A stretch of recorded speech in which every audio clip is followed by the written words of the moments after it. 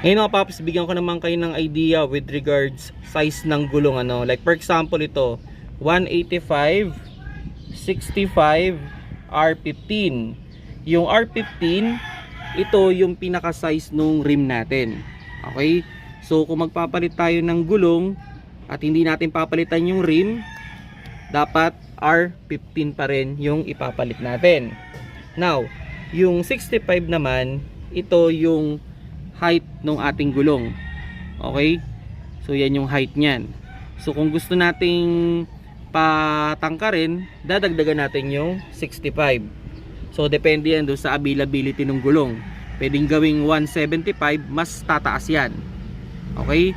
Now, yung 185 naman, okay, ito yung lapad. Yan, yung buka niyan. So kung gusto natin ng mas malapad, pwede tayong maghanap ng mas malaki. Halimbawa, 195 kung meron.